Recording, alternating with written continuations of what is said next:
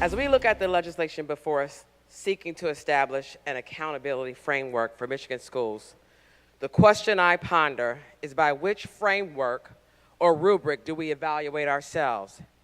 How does anyone in good conscience, elected by the people of Michigan to serve her citizens, waste this much of taxpayers' time? Mr. Speaker, I liken this exercise tonight for several hours to that of an ill-prepared project pieced together the night before it's due. It doesn't take an educator to know that this bill has been pieced together, cut and pasting, undoing much of what has been done during prior legislative sessions. While some of the acts to be repeated before us tonight are actually dismantling our public schools as we know them. And it seems intentional. I take it personal as a former Detroit public school teacher. Every Michigan teacher that was here yesterday, as we continue to sit on the floor, takes it personal. They drove here. They appeared here to represent the interests of not just their workforce, but of every student that they stand before daily, pleading with us not to pass this type of legislation like we have done so many times before in the middle of the night, or shall I say 3 a.m. in the morning. 1280C has been treated like a jigsaw puzzle, a Christmas tree, since I've been here. EFMs, EMs, EAA, SSRO, SRO, DPSCD, DEC, CEC, facing so many school closures, more school closures in the history of any governor. That's what Detroit Public Schools has dealt with, and so many other districts that we've dissolved. Our policies, our patchwork policies, are not working. This bill will kick responsibilities that should be carried out by the executive and legislative branch down to a commission. First we said 13-member, now is it 5? Who knows? Whatever is most convenient to circumvent the State Board of Education. That just happens to be Democratic now in January. Or to make sure that a governor that can appoint this new body quickly before the new governor comes in. This does nothing for Michigan children. It does so at a time when communities across the state are being starved of education funding and literacy gaps are widening. Not only would this legislation implement a previously failed school grading system, but once again it moves the goal point on schools that have been struggling to keep up with the misguided reforms continuously foisted on them.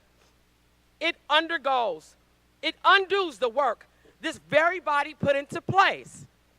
Just last legislative session, those that thought they were giving DPS a bailout, when I continued to say it was not enough financing.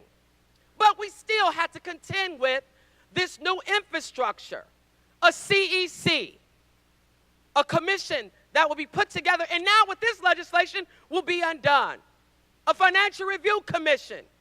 We'll continue to do layer upon layer upon layer, and then out of all these speeches that I hear people leaving with farewell, patting themselves on the back, we should be ashamed of ourselves because we've done nothing to improve the conditions for our children. We pay for report after report after report, only to ignore the data in the report. This is a failed model, and we know that. Those of us with educational competency know that it's a failed model. But after waterboarding for hours, you change the will and the mind of a person that know they're violating their values against Michigan children, not just Detroit, now all Michigan children. Perhaps worst of all, it provides a backdoor to create this unaccountable commission of unelected individuals charged with drastically changing the nature and mission of local schools. It's not just one side of the aisle's fault, it's both sides. And it's time that we rise up and truly get about the business of education and really advancing policy that will educate our children. Oh, I have my angst, with our labor departments too, because they have gotten in the bed with foundations that helped to shape some of these policies, and now it's come back to haunt them. The commission would be tasked with grading schools across the state based on arbitrary matrix costing millions of tax dollars each year that could be going directly into the classrooms. I don't understand that at all. Our students deserve better. Nowhere have the effects of this pernicious experimentation been felt more than schools in Detroit. Our students, parents, teachers, and staff have been forced to cope with a flurry of arbitrary evaluations that have been clear from the onset that we were designed to fail. As a result, for-profit education has proliferated, and I guess now we will move vouchers. And what good has it done to the students in Detroit? It doesn't help rebuild our crumbling schools, which are failing, which now still have lead. Oh my God, it doesn't give teachers the resources that we need to support students. It won't improve literacy rates or test scores. This legislation does nothing more than provide an avenue for the likes of the DeVos family to push their agenda, eviscerating public education in our state. Representative, I respectfully ask that you keep your comments to the merits or shortcomings of the bill as you perceive them. Representative, please stick to the bill itself. They in their special interest, friends, reap the benefit. Representative Zemke to speak to the legislation. Mr. Speaker. Question for the House is the passage of the bill. A record roll call Objection, is Mr. required. All those in favor vote aye. Those Point of opposed order, vote Mr. nay. Speaker. We'll open the board. Point of order.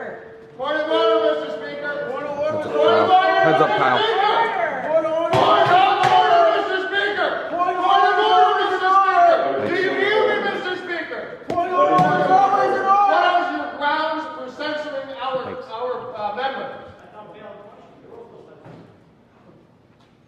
I would like to challenge the ruling of the chair. There was no ruling of the chair. Members, you may go to your desks.